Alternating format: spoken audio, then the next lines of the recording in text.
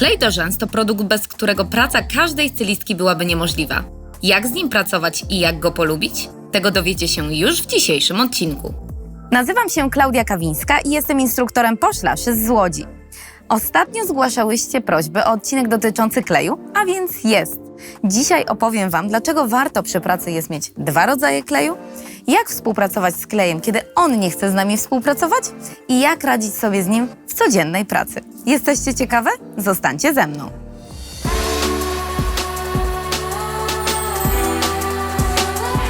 Klej to produkt must have w naszej pracy. Bez niego nasza praca nie miałaby sensu, a wręcz byłaby niemożliwa do wykonania. A czym tak właściwie jest klej? Jest to mieszanina chemiczna, której głównym zadaniem jest wytworzenie trwałego wiązania pomiędzy rzęsą syntetyczną a naturalną. Jego głównym składnikiem jest cyjanoakryl, ale nie tylko, ponieważ w składzie znajduje się również stabilizator kwasowy, który utrzymuje klej w postaci płynnej oraz sadza, czyli inaczej czarny pigment. Cyjanoakryl odpowiedzialny jest za klejenie się kleju. Im większa zawartość cyjanoakrylu, tym klej jest mocniejszy i szybszy. Warto jest wspomnieć o procesie polimeryzacji, czyli łączenia się cząsteczek kleju w długie łańcuchy polimerowe. Kleje cyjanoakrylowe ulegają polimeryzacji w środowisku lekko alkaicznym. Sama wilgotność w pomieszczeniu pozwala już na to, aby proces polimeryzacji mógł się rozpocząć, dlatego że ta wilgotność neutralizuje działanie stabilizatora, co za tym idzie, cząsteczki zaczynają się ze sobą łączyć. Klej dobieramy do warunków panujących w pomieszczeniu. Warto, abyście zaopatrzyły się w hygrometr. Jest to urządzenie, które mierzy temperaturę i wilgotność panującą w pomieszczeniu, ponieważ właśnie od tych 2 czynników zależy to, jaki klej dobierzemy i jak szybko nim będziemy pracować. Dużo szybciej i łatwiej podczas pracy jest zmienić klej, niż walczyć ze zmianą warunków panujących w pomieszczeniu. Wilgotność jesteście w stanie podwyższyć dzięki nawilżaczom powietrza. O tyle nie każda z Was posiada klimatyzator, który jest w stanie obniżyć temperaturę w pomieszczeniu. Większość klejów najlepiej pracuje w warunkach optymalnych, między 40 a 60% wilgotności i temperaturze pokojowej. Niższa wilgotność powoduje wolniejsze utwardzanie, wyższa wilgotność przyspiesza ten proces, jednak pamiętajcie, zbyt wysoka wilgotność może mieć wpływ na trwałość wiązania kleju. Dlatego najlepiej, jeżeli podczas swojej pracy będziecie posiadały 2 różne kleje, te szybsze i wolniejsze. Do wysokich temperatur i wilgotności sięgających powyżej 60% świetnie sprawdzi się klej numer 1. Natomiast przy niskich temperaturach świetnie poradzi sobie klej numer 4. Pamiętajcie o jednej ważnej rzeczy. Kleje możecie ze sobą mieszać, tworząc idealną mieszankę dopasowaną do Waszych warunków w pomieszczeniu.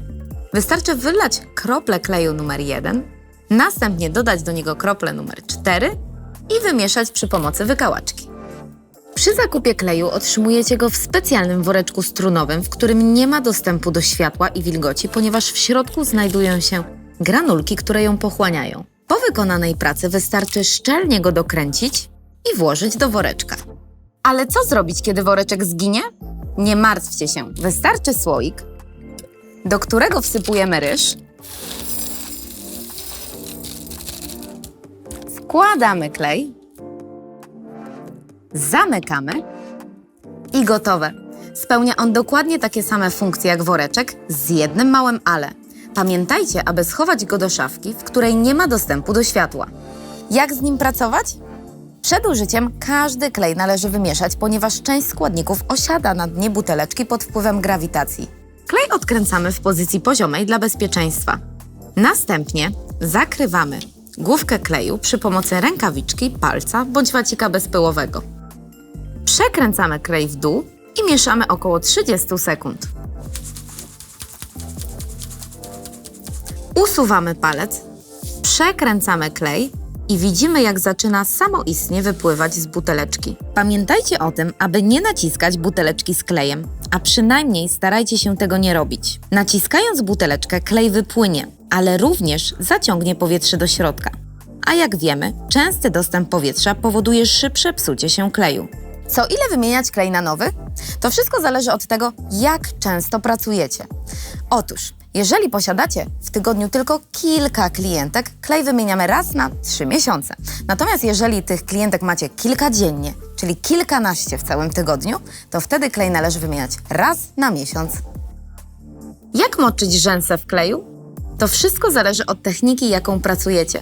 Przy metodzie 1:1 moczymy od 1 mm do 3 mm. Natomiast przy metodach objętościowych moczymy od 0,5 do maksymalnie 2 mm, ponieważ kępka spija dużo szybciej klej niż pojedyncza rzęsa. Co ile minut należy wymienić krople kleju? Jest to chyba jedno z najczęściej zadawanych pytań. Klej doskonale pokazuje nam sam, co ile minut należy go wymienić, ponieważ konsystencja ulega zmianie z wodnej na gęstą i ciągnącą jak miód.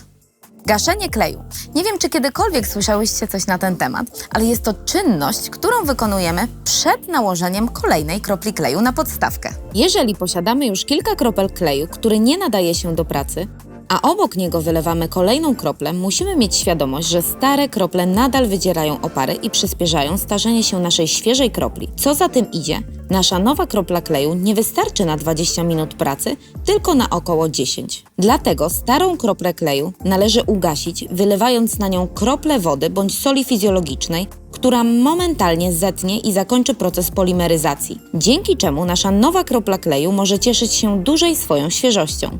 Jestem przekonana, że informacje, które Wam dzisiaj przedstawiłam dotyczące kleju, przydadzą Wam się w codziennej pracy. Dajcie koniecznie znać, który tip podobał Wam się najbardziej. Do zobaczenia w kolejnym odcinku.